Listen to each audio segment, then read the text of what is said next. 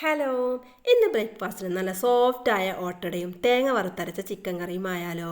ഇതിനു വേണ്ടി തലേ ദിവസം പച്ചരി വെള്ളത്തിലിട്ട് കുതിർത്തി കഴുകി വൃത്തിയാക്കി മിക്സിൻ്റെ ജാറിലേക്ക് ഇട്ട് 1 കപ്പ് ചോറും അരമുറി തേങ്ങ ചിരവിയതും 1 കപ്പ് വെള്ളവും ചേർത്ത് നല്ലതുപോലെ ഒന്ന് അരച്ചെടുക്കാം.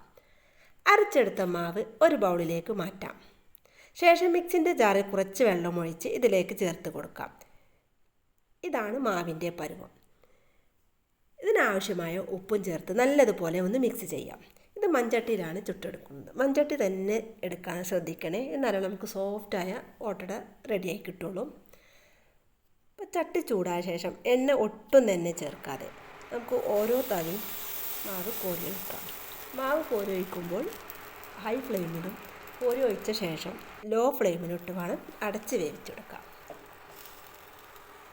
ഇപ്പോൾ നമ്മുടെ സോഫ്റ്റായ ഓട്ടട ഇവിടെ റെഡിയായി വന്നിട്ടുണ്ട്.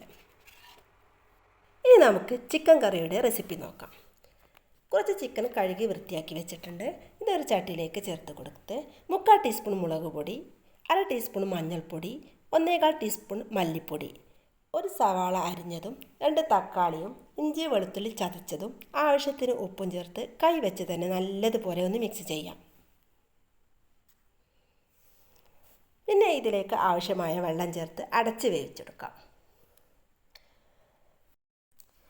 ഇതിലേക്ക് തേങ്ങ വറുത്തെടുക്കാം.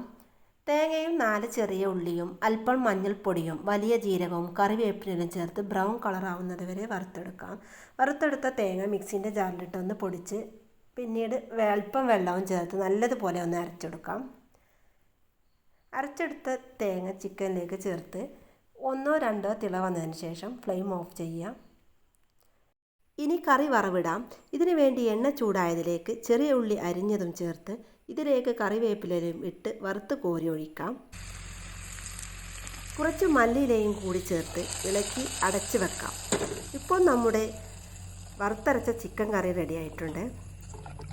ഇത് ചൂടോടെ തന്നെ വിളമ്പാം. മറ്റൊരു വീഡിയോയുമായി വീണ്ടും കാണാം. Thank you.